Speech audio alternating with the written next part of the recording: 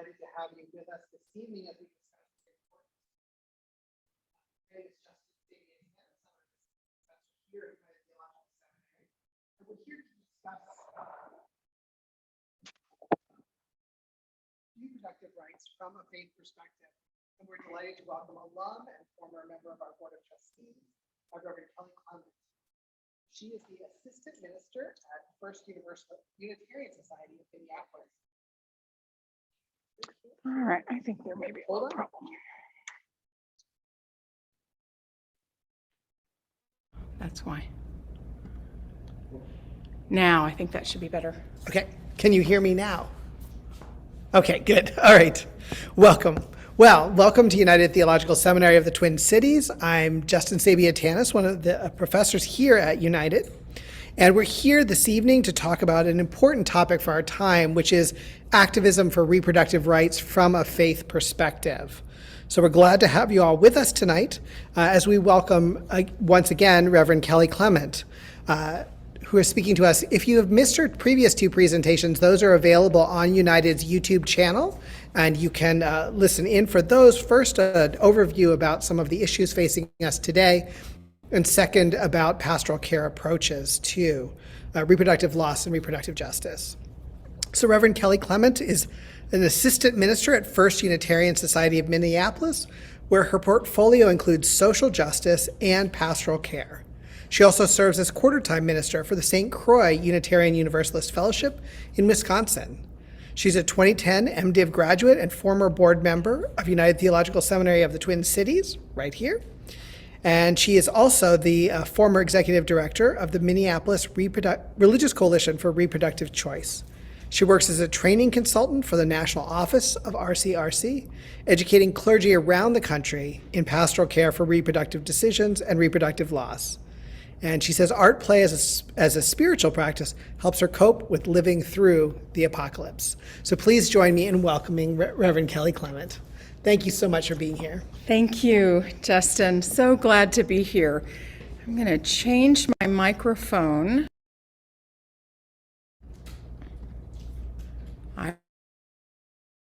AirPods. Now, can you all hear me?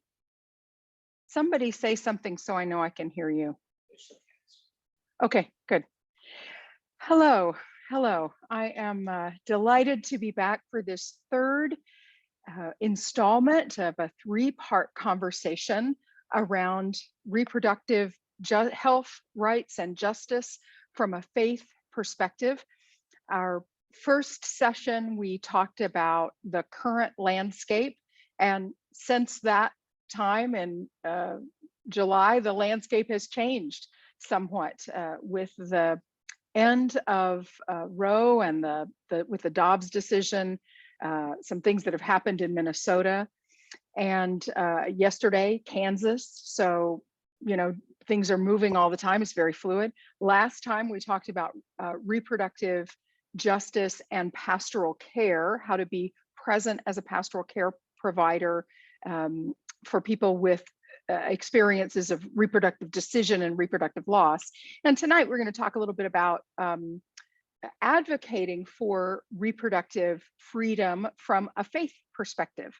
So that's the lineup, and I'll chat for a while and then I'll be glad to engage in dialogue and take questions. I want to start with this reading from this marvelous website that I have discovered called Infleshed, Infleshed.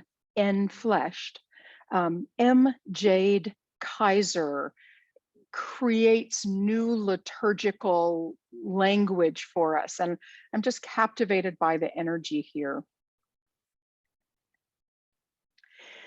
They told me the divine is a strict practitioner of the straight and narrow, the cis and fixed, but I have come to know them as anything but controlled and controlling. The divine is a promiscuous love, a very queer experience, and embrace as fluid and changing as water, as baptism, as blessing.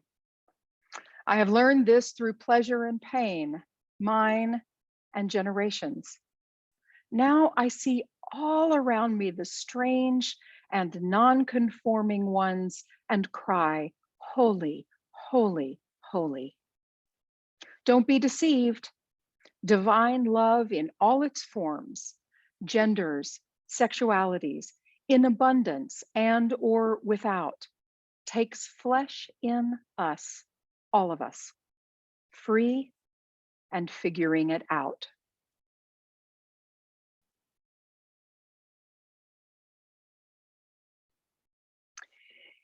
It is quite a thing to live here at the end of empire in these apocalyptic days within a system that works well for some of us perhaps,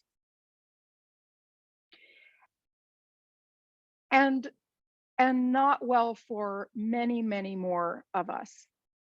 To know that the system that we inhabit, and by system, I mean all of them, representative, so-called representative democracy, end-stage capitalism, patriarchy, white supremacy culture. Those are the systems that we live in, and they work very, very well for some. And quite frankly, they've worked pretty well for me for most of my life when I play by the rules of the game. But they work not at all for so many people. And I think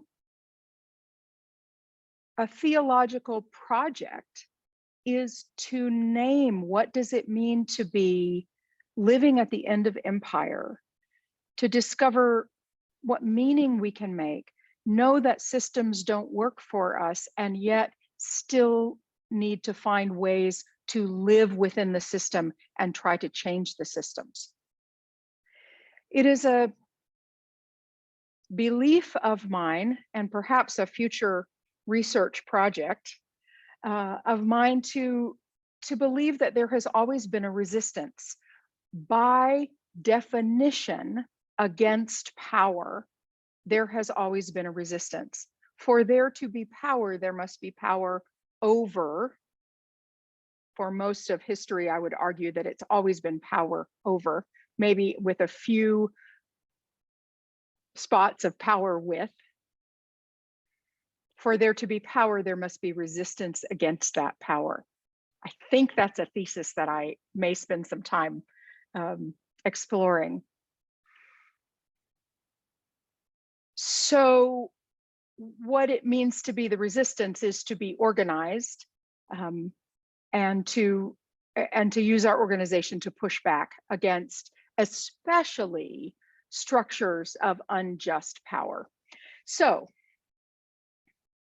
I said in the first session that I make no claim of being unbiased. I want you to know that you're not getting an unbiased presentation from me. I am unabashedly pro-choice, pro-abortion rights, pro-sovereignty over our own bodies, pro-dignity in all things. And that's the perspective that I come from.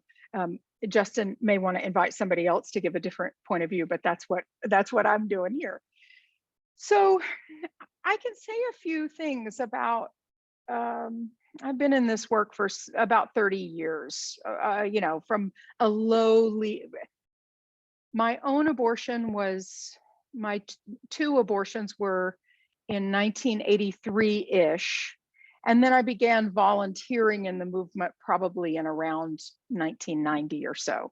And so from that time till now, I've been involved in one way or another as a volunteer or an activist, or and then it was a class at seminary here at United, a justice class, that helped me understand that I could combine reproductive choice with religion. I thought, well, you can't do that, but I found that indeed you can. So that's when I really got serious about this, and creating what it means for me as a person of faith to advocate for individual rights, sovereignty, dignity, agency over our own lives. So a few of the things that I have learned in doing this and being an advocate and going to Capitol Hill in Washington and going to the Capitol in Minnesota and some other places is that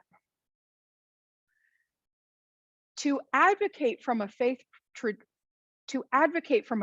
position is incredibly powerful for pro-choice legislators. They hear so much from the other side from a faith position. You can, if you're a person of faith, you only have one position on abortion rights, right? It's anti.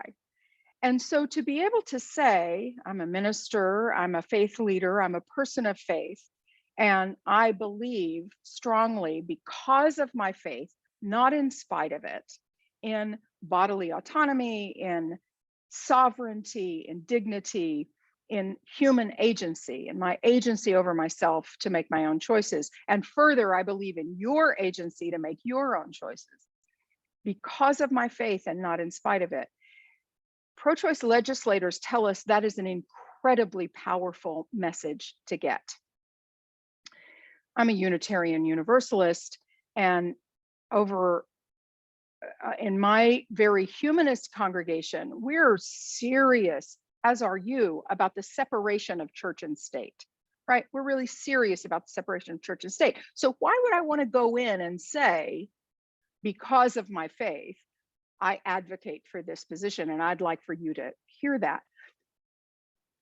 Because I want them to know that there are people of faith, millions and millions across this state and billions in the country, people who vote out of their values, who are pro-choice and have these values and are people of faith. We do not give up our faith commitments because of this, right?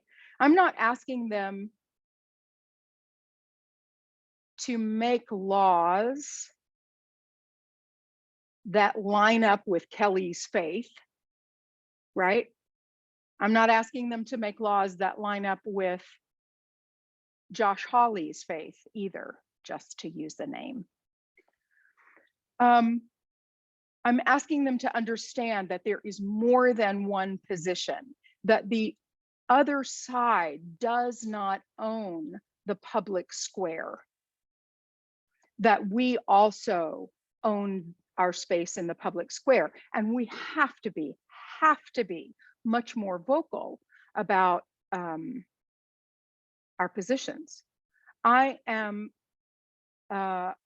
in full support of LGBTQIA+, that sovereignty, that way of people's life expression, whatever it may be for each individual person, for everyone, because of my faith and not in spite of it, because of my understanding of how we make meaning in the world.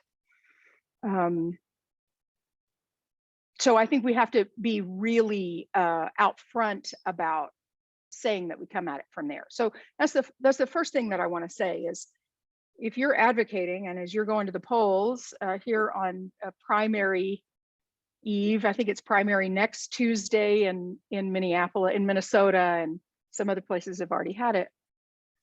You don't leave your faith commitments outside the voting booth. I don't want to do that. I want to bring my progressive faith commitments inside. Because I think my faith commitments are good public policy, right? And my faith commitments don't tell you what you have to do. I guess I do think there's some people who should leave their faith commitments outside the voting booth when they're not good public policy and they try to tell me what I should do. Oh, I'm probably going to get pushback from this, don't you reckon? Well, I'm going to take a drink of water before I just keep on going.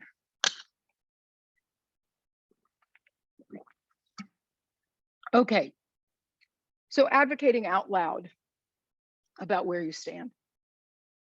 The second piece that I think that's really important is not to assume where your elected official, your representative, stands on abortion rights. We have to ask them. Up till now, it may have been okay to say, yeah, I'm pretty sure they're pro-choice. Yeah, I think they're okay. Now I want to know. I want to know where they are and what they're going to do to protect access to abortion in my state and in the country. And I want them to go on record to say it. That's pretty important to me. And I think now, like before, up till now, while we had Roe, we had some protections. I mean, this was my top issue as a voter. But politicians didn't want to talk about it very much. They didn't want to get pinned down too much. And now I think we have to ask. We have to ask it at town halls. We have to ask it in emails. If you don't have it on your website, if you don't say right away where you stand, you're not going to get a second look from me. I want to know where you stand, and I want my politicians to be out loud about their support for reproductive health rights and justice. And I think progressives are getting much bolder about that. I mean, the end of Dobbs has meant that we have to. I think we're weary. I think people are weary of this conversation. Some of you are nodding your heads, and we've been in it forever and a day. But we just simply can't be done yet. We simply are not done. So we have to ask folks to take a stand. So that's another piece that I'm saying. In Minnesota, we have the Reproductive Freedom Caucus in the Minnesota legislature, the Minnesota Reproductive Freedom Caucus in the legislature. And this was a group that was organized, given support to organize by Unrestrict Minnesota, which is an organization that First Unitarian Society is a part of. I'll say more about Unrestrict in a little bit. And they've reached out to legislators that are pro-choice. They knew we're pro-choice and said, you need to come together and be really out front and out loud about this.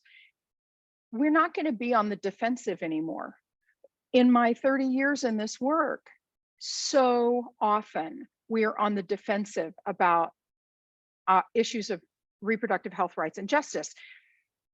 They chip away and they chip away and they chip away, and there's a horrible, horrible bill, and then it's really not so bad, right? The horrible, horrible bills made the other not terrible bills look like better, like garden variety. Well, now it's horrible, horrible everywhere that they can get away with it, right? So we're working to be out front and be on the offense and say, that's not going through. And besides that, we're going to try to pass some pro-abortion rights legislation. We're not just going to be on the back foot. We're going to try to pass the pro-abortion rights for legislation. And so that's one reason that the Minnesota Reproductive Freedom Caucus is important in our legislature to try to get some things done. I kind of want to know, could y'all put in the chat where you are? What's the state that you reside in? That would be helpful for me to know. Alabama. Oh, Amber. Oh, honey, I think we're just going to pray over you. I don't know. Say again. I was going to say, my question was, what if no politicians on ballots affirm reproductive rights? Right. You do. Right. I'll talk about that in a little bit. Let me think about how I can do that. Eileen is Minnesota, and other people said Milwaukee. Dina from Milwaukee, Minnesota, and Wisconsin. Okay, good. Two Wisconsin, 2 Minnesota, and 1 Alabama. And we've got Arizona represented in the House. That's not your home state, but you were there. Justin and Henry were in Arizona. So, they left Arizona. So let me just answer that question about what do you do if no one in your state. First of all, I'll bet there are some in Birmingham, in Montgomery, in bigger cities. And so we have to send them thank you notes a lot. Send them thank you notes and emails. And if your representative, you folks in Minnesota or in Wisconsin, if they are pro-choice, thank them a lot. But there are I promise you that there are groups working on reproductive health rights and justice in your neck of the woods, right? There's probably a state abortion fund. I know there are strong groups working in Georgia. Sister Song is out of Atlanta, and they are a leader in the reproductive justice framework. I talked about this last time, so let me name, when I say reproductive justice, the framework again. You all probably know this, but articulated in the mid-90s by Black women, led by Loretta Ross, articulated a framework of 3 human rights: the right to have children, the right to not have children, and the right to raise our children in safe and healthy environments. The right to have children, the right to not have children, and the right to raise our children in safe and healthy environments. And that framework is intersectional in its construction. I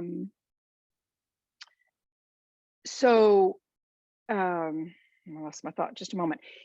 To raise in safe and healthy environments includes all of the justice issues that we can look at through a reproductive justice lens. So in your state, if folks are working on housing, housing security, economic justice, food justice, climate justice, gun safety, even if they're not naming themselves as pro-choice, even if they're actively anti-choice, they may be working on issues that help all of us raise our children in safe and healthy environments.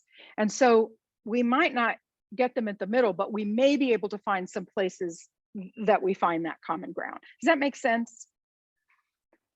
That's, that's like the central work of organizing, is finding where we can line up and do some good together. Okay, so advocacy from a faith perspective, asking your people to, if they are pro-choice. And I would say, if you're in an area and you are represented by people who are anti-choice, it is worthwhile to let them know that this constituent is pro-choice because of my faith, and I represent hundreds of people that I know that are your constituents who are pro-choice because of our faith. We may disagree about this, but do not for a moment think that everyone in your district is, feels that way about it. I think we have to be bold and prophetic in our language with our electeds. I despair greatly here in this fragile democracy, this fragile representative democracy. We've seen how very, very close. I mean, like literally we can measure it within 40 feet. We came on January 6th from, I think, irreparable damage to our fragile democracy, and the voting rights crisis continues, and it's not going away anytime soon, right? This is the world we live in now, the world where lies are currency, and I just, we haven't seen the last or the worst of it, I believe. Sometimes that makes me so despairing that I don't quite know what to do with myself, at which time I go to bed, I sleep, I tend my wounds, I make art because that soothes me. I love on my dog because he loves me back. I love on my daughter when she'll let me love on her, 20. And I rest, and then I get up and do it again. What I want to say to you is that it is okay to grieve and despair. These are desperate times, and they are traumatic. I thought after the Dobbs decision, I really thought nothing is ever going to really be okay again. This is to lose Roe, to know that everything that I have in my life, I have because I was able to make the decision to terminate 2 pregnancies when I needed to, with great, excellent, lovely professional caregivers, and could have sovereignty over my body and make that decision. And so now I am the minister and mom and wife and friend and colleague and artist and dog owner that I am, because I got to grow up and make those decisions. I had the right to have children and the right to not have children. And so it's foundational in my life. Okay, what I've just done is told you my story. I've rehearsed that story. If I'm going into a legislator's office, if I'm lobbying, if I go to a lobby day and I go to a legislator's office, I can tell that story, right? That's my story. I have rehearsed it. I didn't tell it to you right now for the very first time. And so it's super useful to learn to tell your story. If you have a story of abortion or reproductive loss or a decision to have children, whatever your story is, you don't have to have an abortion story. Perhaps you have a story of your mom or your grandmom or your aunt or your brother, or maybe you have a story to tell, but learn to tell it. Why is this your hook? Why have you gone to the Capitol to advocate? What are you going to tell other people when they say, why are you so hot for this? Yeah, I'm pro-choice. Okay. I was asked what would be the thing that would get me up out of bed in the morning to work on this issue. And I know what it is, right? That was the story that I just told you. My life benefited because I had this human right, and I want other people to have that human right. So if I'm at a town hall, or if a candidate comes to my door knocking, and I say, okay, so give me your spiel, and they give me their spiel, and I say, how are you on reproductive rights? Well, yeah. Can I tell you why it's important to me? And I got a less than a 2-minute story that I can tell. So I would encourage you to, this is true in climate work, and it's true in economic justice, true in all the justice work. Find out what your hook is and why you need to tell that story.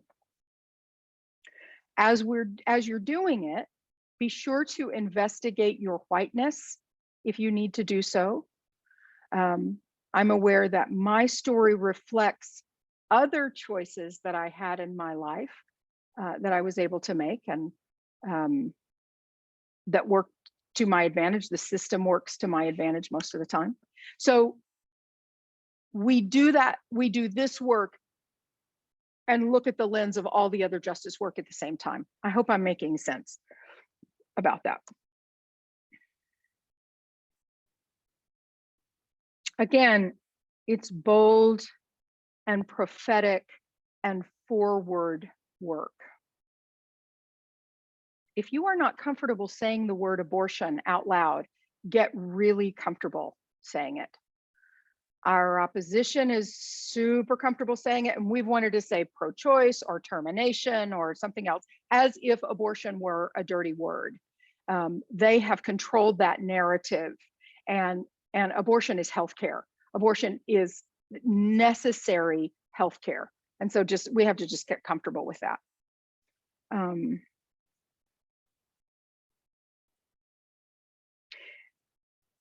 I want to say a word about a couple of things that are going on that I know of right now. Like I say, everything is very, very fluid. Kansas, woohoo, way to go, Kansas. If y'all don't know, yesterday in the Kansas primary, voters overwhelmingly 62% to 37%, that's a pretty good margin, voted to keep abortion rights in the Constitution of the Kansas Constitution. I believe I'm correct about this. And the anti-choice forces worked really hard to write the language of the referendum in a way that was confusing. If you voted yes, that meant that you wanted to remove them. So a no vote was actually to keep them in place. And here's what advocacy does. Organizations worked super hard to educate voters, right? They worked really hard to make sure that the voters in that state knew what they were going to do when they went to the polls. They helped people not be confused. And that is a ton of on the ground work. I'm sure it was Planned Parenthood. It was probably NARAL. It was, I'm not sure what all organizations in Kansas, but I do know that faith communities were involved in that because I know of Unitarian Universalist groups that were. It's not unlike in Minnesota when we had the marriage amendment, right? We learned how to talk to people, even people who didn't agree with us. What could we agree on? A question they might have asked is, do you think it's important that people get to decide what they do with their lives, right? That's a thing that most people can agree on. Even if they think, abortion is not okay, they might be able to agree on that value. So it will be an interesting case study, and I'm sure there will be lots of ink spilled about the organizing strategy that Kansas used, and lots of other states are going to be looking at that. So way to go, Kansas. That was a big, big win. Ruth Marcus, I don't know if she was writing in the Washington Post or the New York Times, but she said, it appears that the anti-choice forces are like the dog that caught the car. They don't quite know what to do with it now. It is dire in many, many states. You read the news about where bills are being rolled back and so on. And so we'll see more of that. And it's all very fluid right now. Laws are going to be changing pretty quickly. Is that my friend Kate from Connecticut? It is. Hi. So that's what happened in Kansas. Let me say a little bit more about what's happened in Minnesota. In Minnesota, there's a 1995 Supreme Court ruling called Doe v. Minnesota. It ruled that Minnesotans had a right to have an abortion and the right to decide to have an abortion without the government putting their thumb on the scale and making it, inserting themselves. The government was not allowed to preference one pregnancy outcome over another. So that's a ruling from the Minnesota Supreme Court. So we say that we have a constitutional right in Minnesota, even though we don't have an amendment in our state. In 2019, 4 entities, including First Unitarian Society, where I serve, 4 plaintiffs sued the state of Minnesota to say that current restrictions to abortion access were unconstitutional. Things like 24-hour waiting period, a state mandated script that was medically unnecessary, the need for minors to get permission from both parents, regardless of what kind of relationship they might have had with those parents, before they could have an abortion. And if they didn't do that, they had to get a judicial bypass. Just by the by, minors can have all kinds of medical procedures, including giving birth without needing to ask their parents. There are 3 or 4 more that second trimester abortions in Minnesota had to be performed in hospitals, that only physicians could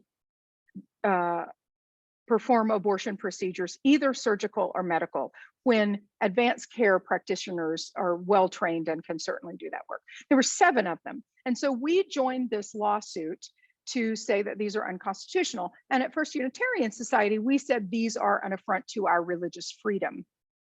There was a law that fetal tissue, which was either the result of abortion or miscarriage, had to be buried or cremated.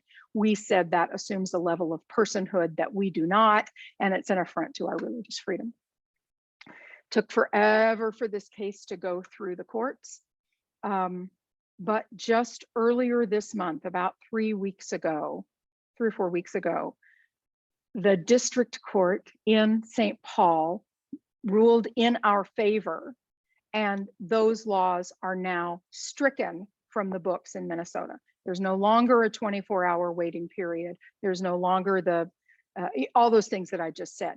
And I'm going to put the link to the organization in the chat, unrestrictmn.org.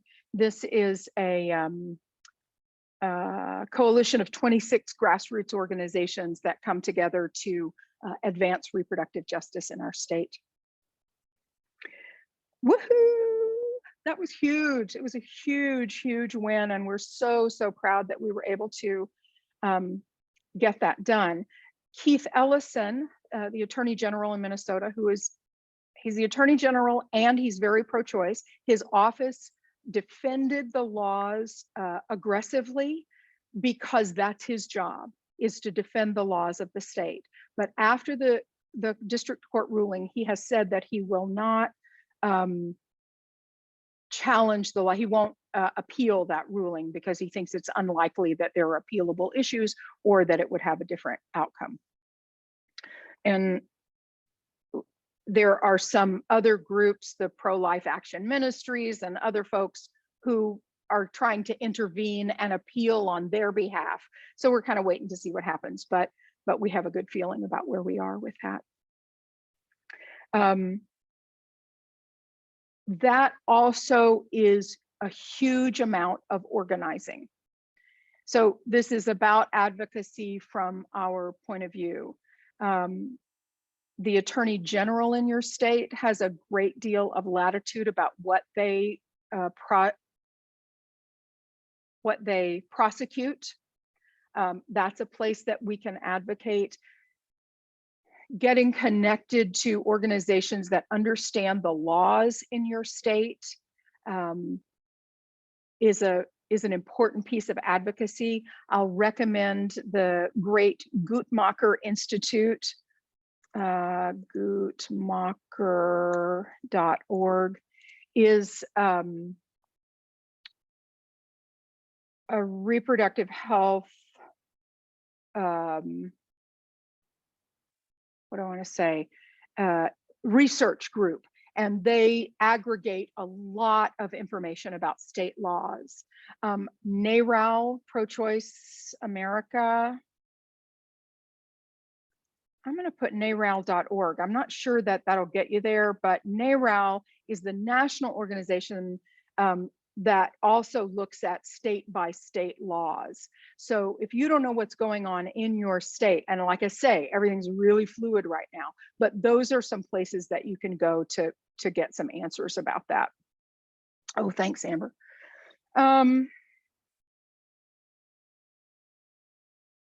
Okay, there's one more thing I want to say, and then I'm going to stop yammering and open it up for some questions. I was asked, maybe in our first session, what my anthropology of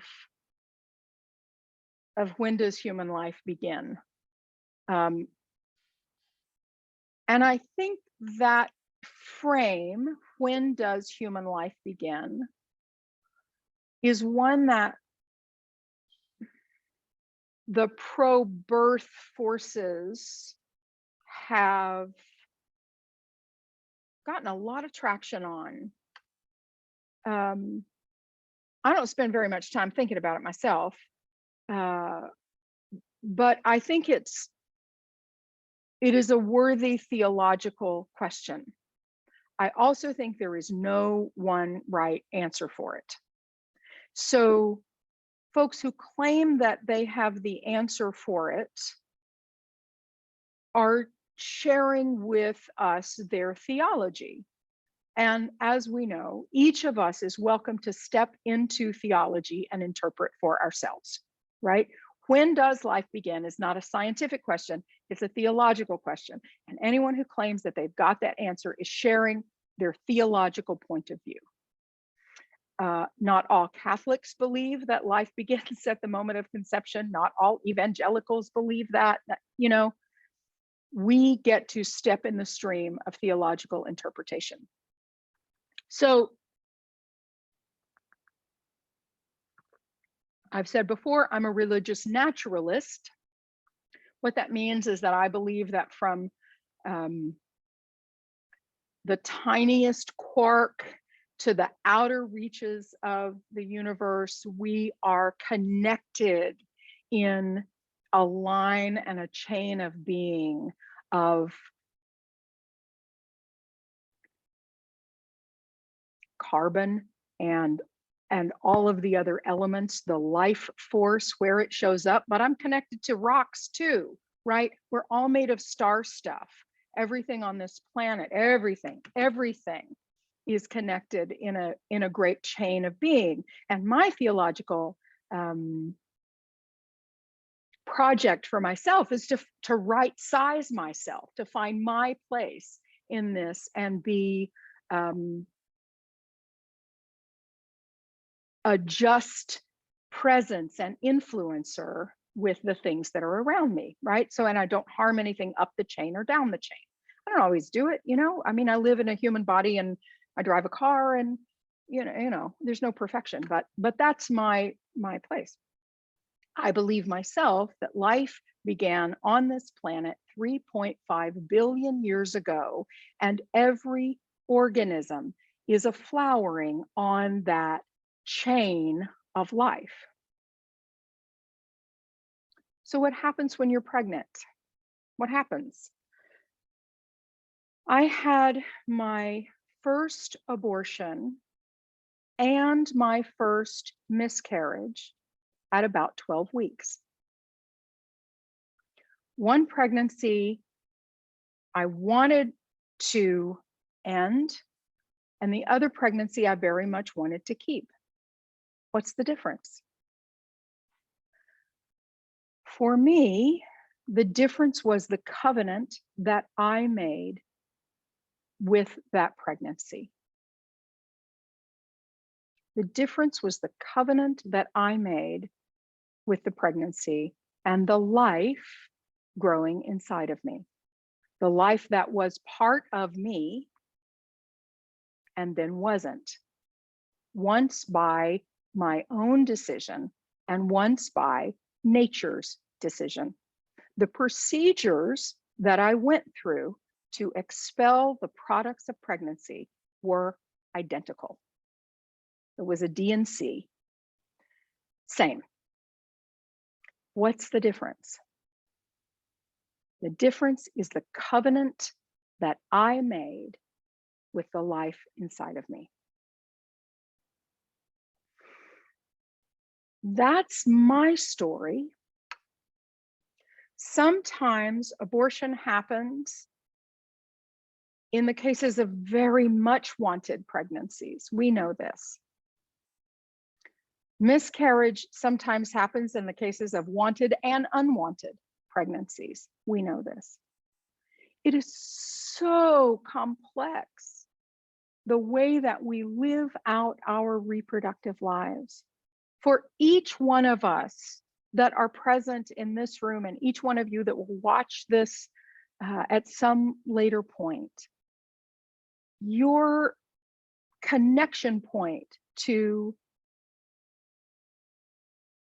reproductive health, rights, freedom, and justice is yours alone. It is absolutely unique. I would argue that it's like your thumbprint, right?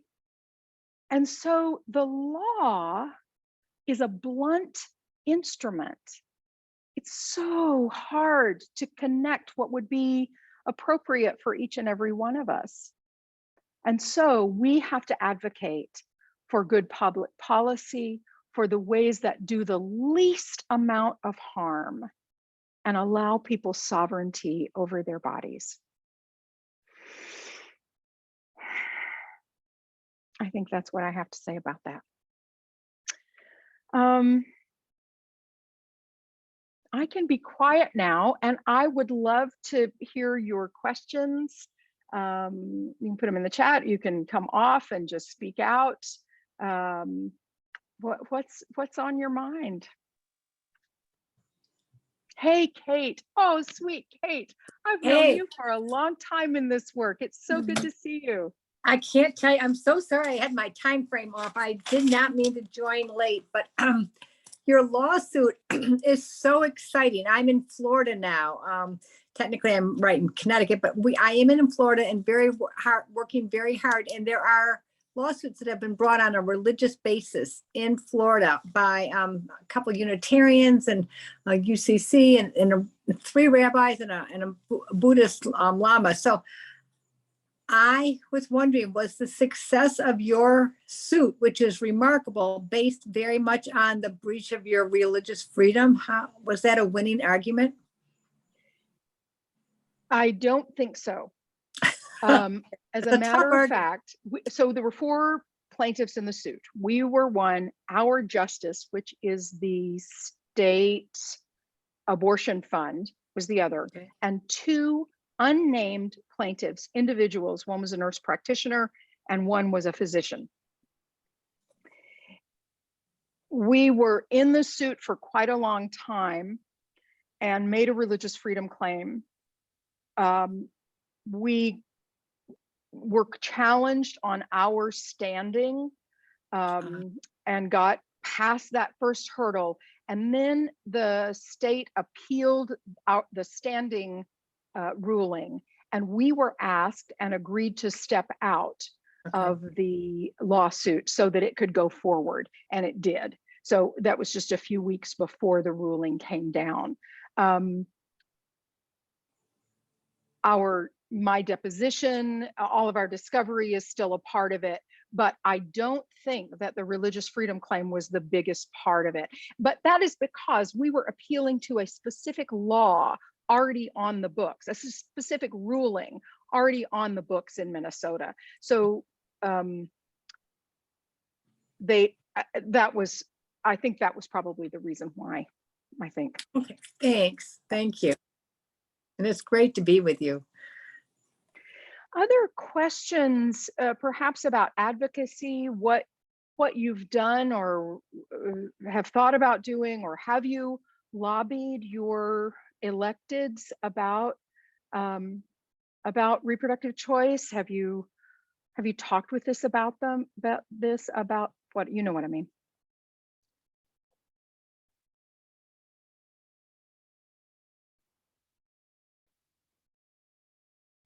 What might stop you from having a conversation with your elected officials about abortion rights?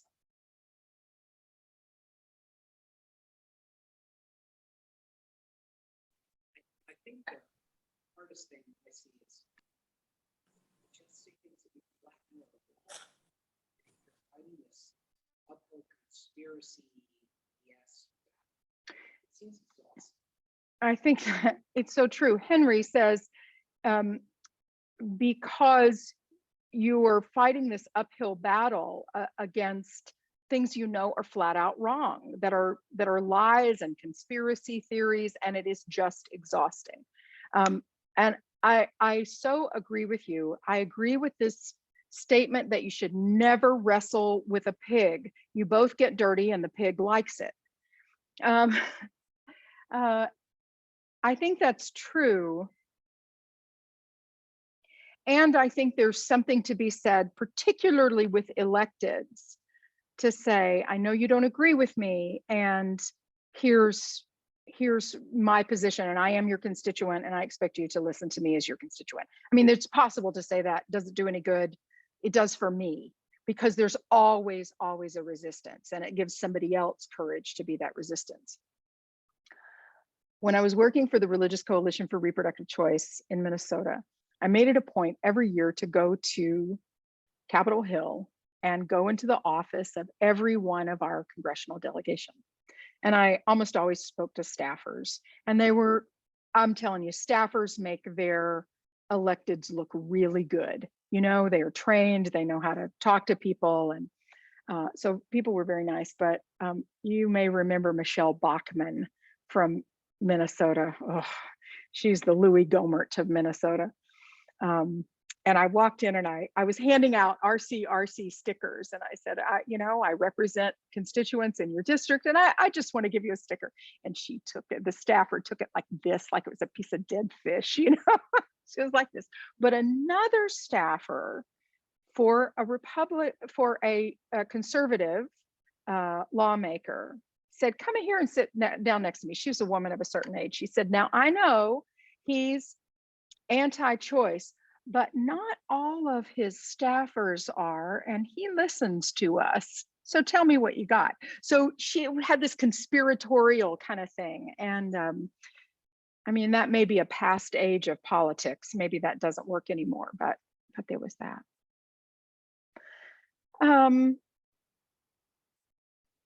Amber, did you have a question? I think I was just going to answer your question. Hang on, we can't hear you. Say again.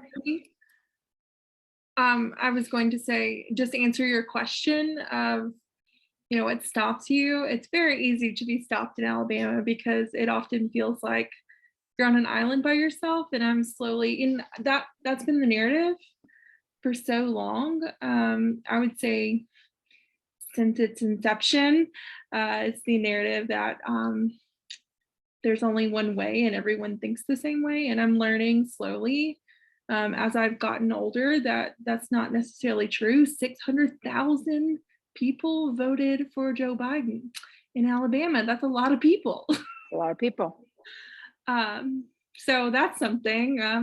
I'm in a very small town, just outside, about an hour outside of Birmingham, right on the Georgia line. So it's very small, rural communities that I get to work with, and it feels very different than the city life. And so I'm very new to this work.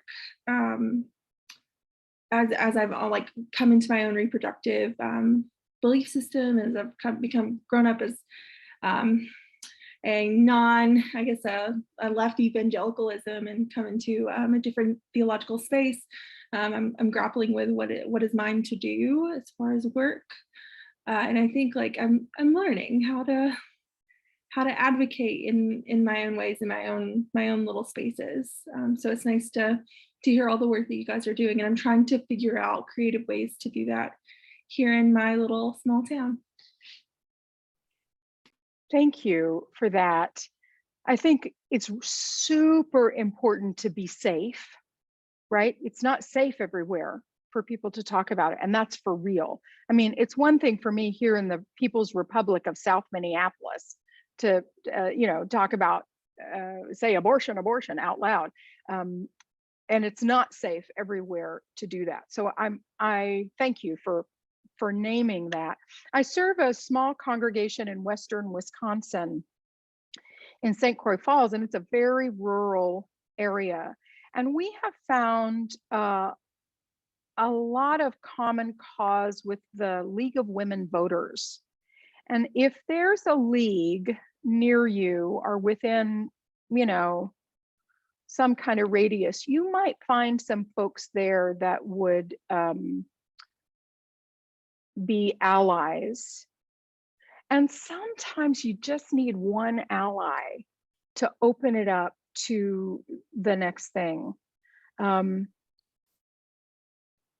wonder who your state abortion fund is, or if there's some organizing groups in the bigger cities that have people on their mailing list that are out in your area. We have been very quiet about it. And I think getting a little bolder is sometimes a slow process. So know that showing up here is something you have done for the movement today. And that it doesn't have to be, you don't have to file a lawsuit tomorrow, right? You don't have to write a letter to the editor tomorrow. But telling your own story or what your hook is, telling that to your bathroom mirror is a step. Journaling about it is a step. We do little steps. And as we all do that together, we are participating in this movement. So, yeah.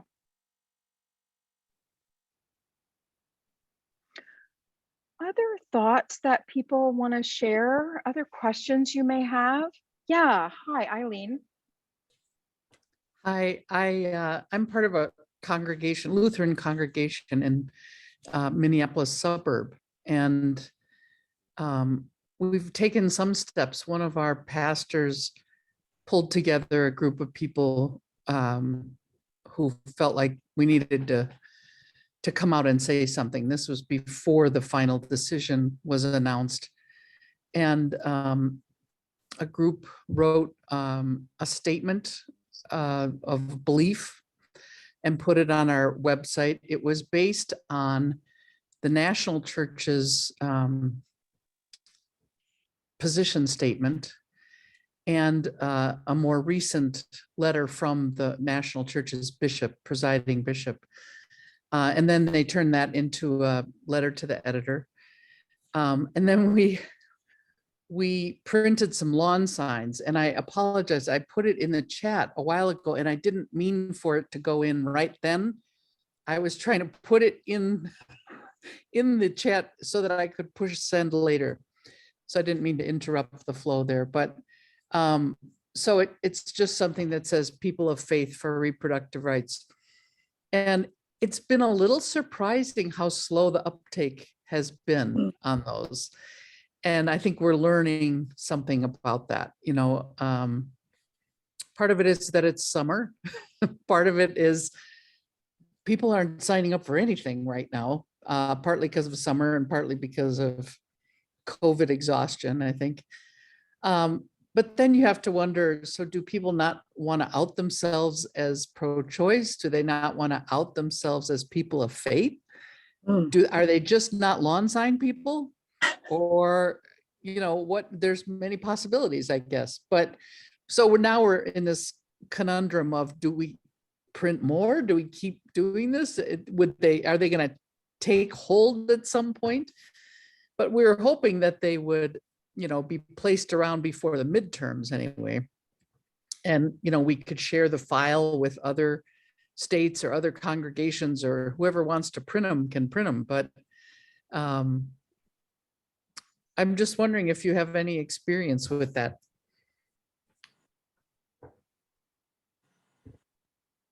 I think you're muted. Sorry. Yeah. I think you were at my friend Jeff Sarton's congregation. Yay, yay, Edina Community Lutheran.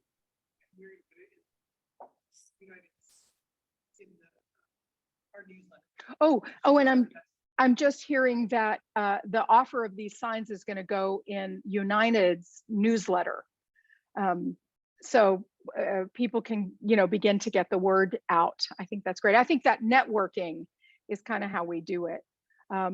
There is no longer an active Minnesota Religious Coalition for Reproductive Choice, which helped to connect congregations that worked on those issues. It's hard to maintain a statewide tiny nonprofit, right? It's really hard to do this. But I think it would be great to have a conversation, Eileen, and I'd love to be in some more conversation with you. I think Jeff maybe tried to connect us, and we were in the midst of some other things and I was not able to connect. But I know that I can think of 2 or 3 churches where folks might be interested in having such a thing. We could connect. Yeah. I'm sorry, I can't hear you. Sorry, I was muted. I said especially churches that might be polling places. Right. Yeah, Kate. I don't know. NCJW has a great new campaign called 73 Forward, and they have all sorts of signs, abortion bans are against our religion, that they have are making available as yard signs. But the other thing that I wanted to make sure folks knew about, because it's something that I've been working on, is there's a whole, there was a group that came together and they've called themselves Sacred Spiritual Alliance for Communities for Reproductive Dignity. And if you go to sacreddignity.org, they want to bring about culture change throughout the country. And they've developed a 7-session curriculum. And they envision having a network of sacred congregations. And they based this on the Just Texas network of Texas Freedom Congregations, which have been just very successful. So if you go there, there's a training coming up, I think on the 9th, and it's a long involved training, but the whole point is to really dive in deeply and to understand reproductive justice and intersectionality and the whole reproductive justice framework, which underlies everything. So that, I think for churches, that might be something to help your church get some focus if you need a definite curriculum. Thank you for that, Kate. NCJW is the National Council of Jewish Women. And so they do have a lot of great resources, and they are big partners of ours here in Minneapolis. I put in the link, the RCRC, Religious Coalition for Reproductive Choice website.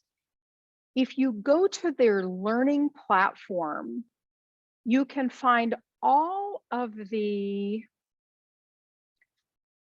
keynote and all of the sessions for the Sacred Gathering, which happened in January. And I especially commend to you the keynote by Reverend Sharice Scott, who is with Sister Reach in Memphis. And it was, I mean, she preached. It was a beautiful sermon that brought all of reproductive justice together. It's really a fine piece to listen to. And so if I were going to go to that sacred training, I might do my homework and watch some of those things from that January event. Yeah, Sacred's just getting its feet going, just getting going. And I think it's an important piece of the work for faith communities, especially. Yeah. Thank you for making those lawn signs. Those are really great. And I think we can help find ways to get them out in the world. Claire, you said that you joined RCRC in Wisconsin, and there was a clergy press release and organizing to be political actively. Yeah, that's great. That organization has been going for a while. Sarah, is it Sarah? Can't remember who was running it in Wisconsin. It was Kathy Thompson and it's Bonnie Margulis, Rabbi Oh, Bonnie Bonnie. was doing it. And that's Rabbi how I Bonnie. about this. She sent out a link to your event tonight. That's great. Cheryl, you have your hand raised.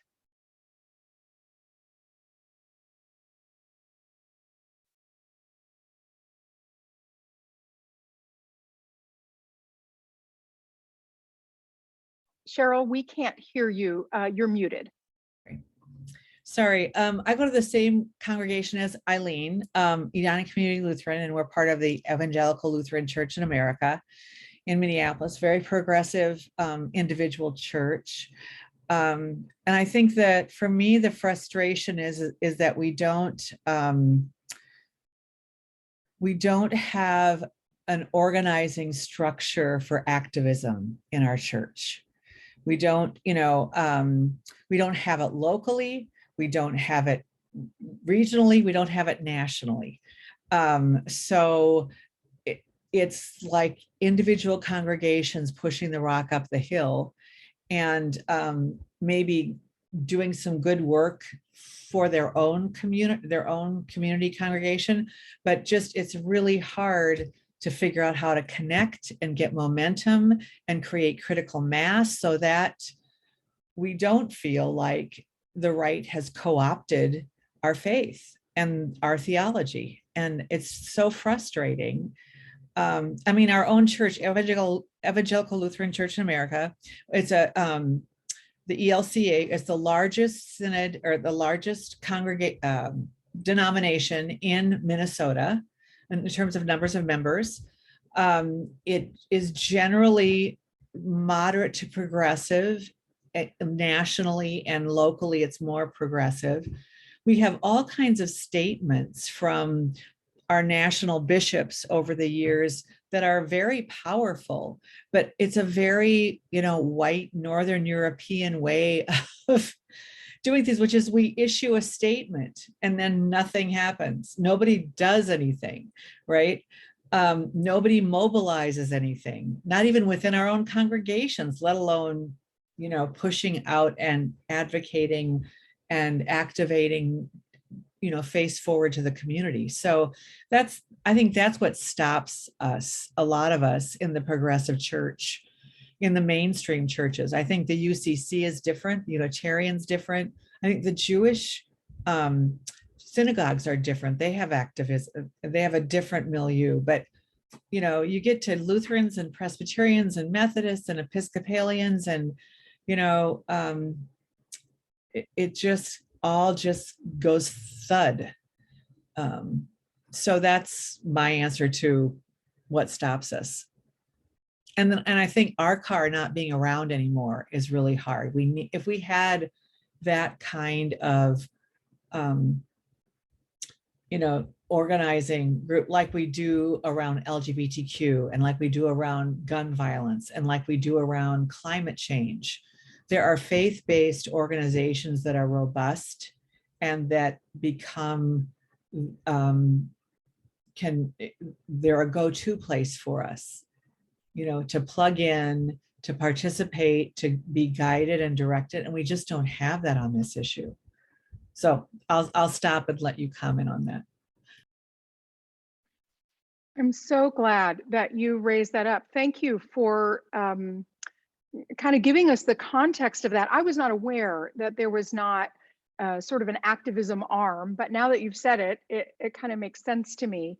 And you're right, there are organizations like Interfaith Power and Light, really active Minnesota Interfaith Power and Light that helps congregations organize around climate justice.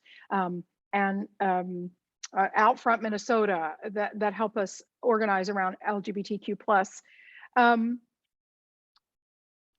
I think because this work is so intersectional, what you've named is one of the ways that whiteness hurts white people.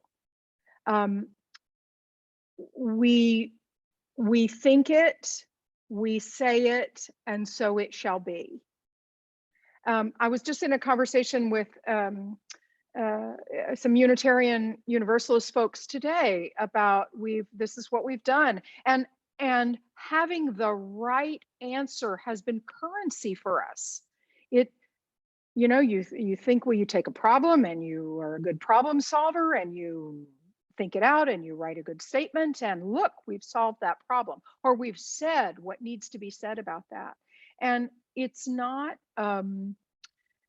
it is not enough, and it does not affect the change that we want to. And so those things that have been currency in a culture that benefits white folks is not enough to change the system. And so I started off tonight by saying we operate in these systems that are fundamentally inequitable. This representative democracy that's not truly representative, extractive consumer capitalism, which doesn't support people, supports the few at the expense of the many. Patriarchy, which wants to tell us all how we should live our lives and how we should look. And white supremacy culture, which says, this is the way we get things done. We follow Robert's Rules of Order and we do this and this and this. Those systems that may have benefited us sometimes do not work anymore. So how do we engage with them and try to fix them, even in the midst of their brokenness, even if we don't believe that we're going to win? First of all, sometimes we do win. Kansas. And we are part of a resistance, and that is holy, holy work. So I think that was a little preaching and not an answer to your question. But Cheryl, I think that, again, that sacred dignity organization is probably an organization that is helping congregations, particularly in a way that RCRC, the local affiliates of RCRC did at one time. So you guys check into that. And I would be delighted to come and have a conversation at your congregation. I'd love to do that if that would make sense. I might also refer you to the Association of Universalist Women at First Universalist Church in Minneapolis. Have done some organizing around reproductive justice. And so that might be another resource, and I'd be happy to connect you with them. So, yeah. Hey, Dina. Hey, I just wanted to say thank you. I have to jump off the Zoom and get outside before it gets dark. But I really appreciate your work, and I thank you for language tonight, language that helps. I'm realizing that my call is more to the pastoral care and maybe direct service. So I'm going to listen to your part 2 session. And I too am noticing the July malaise in the congregation I serve. I think folks are grieving and weary, like you said, and I'm not hearing much about organizing yet. So we'll see, what unfolds there. But I'm very glad to have connected with Claire and Bonnie and these folks who are starting to revive a couple of Wisconsin organizations. So Bonnie wanted to make sure we said hello to you from her. So, there you go. Thank you, and same back. Please greet Bonnie for me. And I put my email in the chat and invite any of you to reach out to me. I am over in Western Wisconsin, and so maybe, I mean, I live in Minneapolis, but I serve this congregation in Western Wisconsin, so maybe we can connect on some of those fronts too. So. Bye, Dina. I think what I'll do is close us with my favorite reading. I just use this every time. But before that, I just want to say thanks to UTS. Justin, thank you, and for this opportunity to really stand up here and yabber on about what is so deeply my passion. I was able to come to this at United, and I just am delighted to always be here. Unitarian Universalist minister Wayne Arneson wrote, "Take courage, friends. The way is often hard, the path is never clear, and the stakes are very high. Take courage, for deep down there is another truth. We are not alone." Blessed be, much gratitude, and go in peace. Thank you.